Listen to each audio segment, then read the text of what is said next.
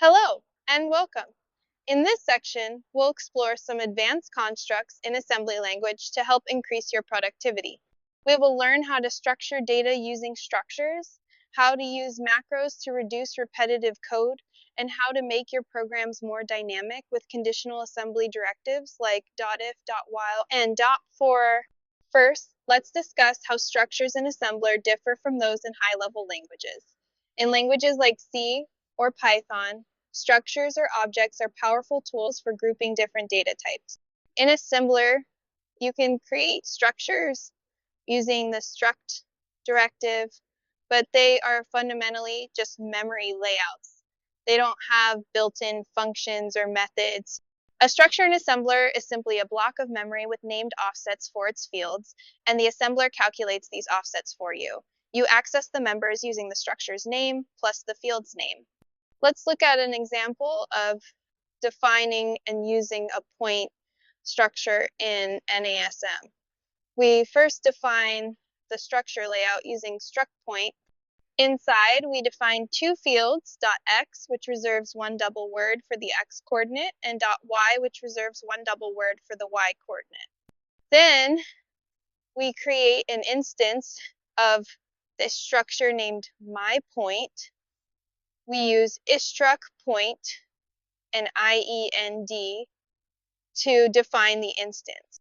Inside, we use the at directive to place the value 10 at the point do x offset and 20 at the point .y offset.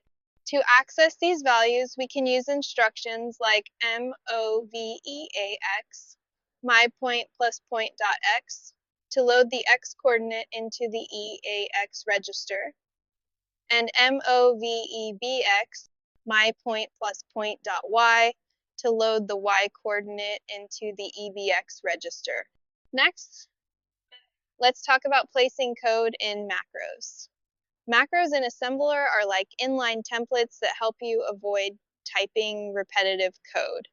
They are defined once and can be reused multiple times. A key difference from procedures is that macros are expanded at assembly time.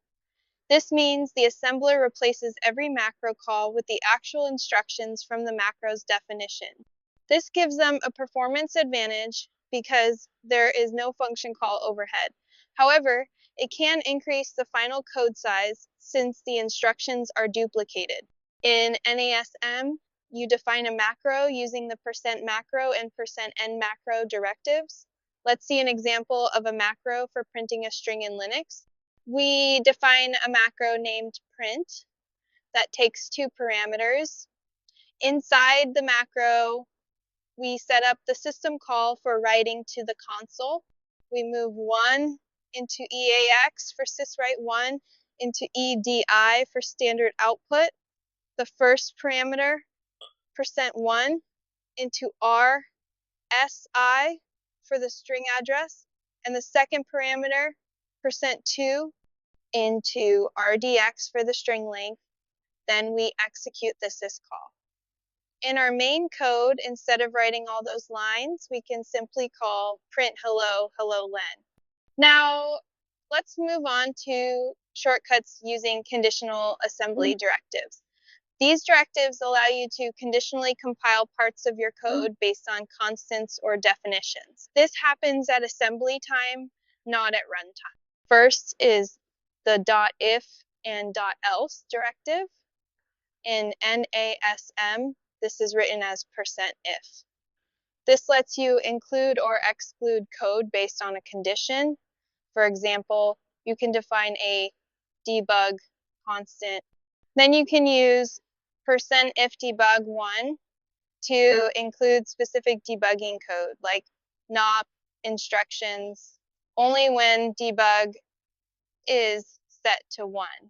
If it's not, the code inside the %else block will be assembled instead. Next is the .while directive, or %while in NASM. This creates an assembly time loop.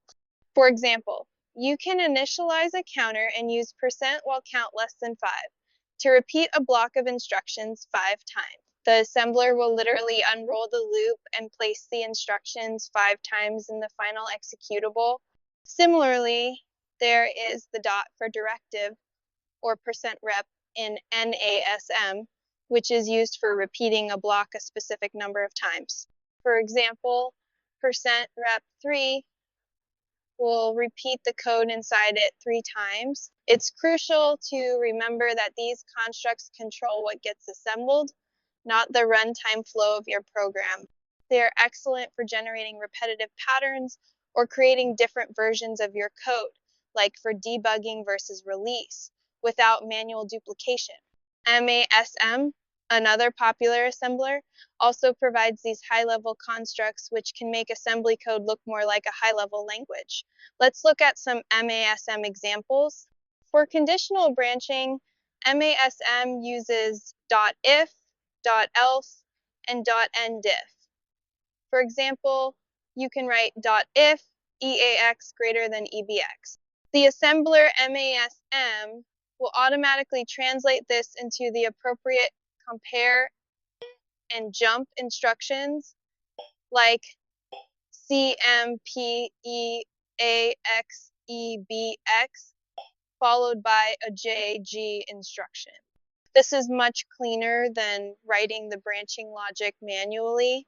For loops, MASM has the .while and .nw directives. You can write .while EAX greater than 0 to create a loop that continues as long as the value in EAX is greater than 0. Inside the loop, you can have your code, and you must remember to include an instruction like DECEAX to change the condition and eventually exit the loop. Finally, MASM provides a powerful dot for directive that works very much like a T for loop. The syntax is dot for followed by parentheses containing an initialization, a condition, and an increment step. For example, to print the first 5 even numbers, you could write dot for mo v EAX 0 EAX less than 10 add EAX2. This initializes EAX to 0 loops as long as EAX is less than 10 and adds 2 to EAX after each iteration. These shortcuts make the code cleaner, less error-prone, and much easier to read. This concludes our look at advanced constructs in assembly. Thank you.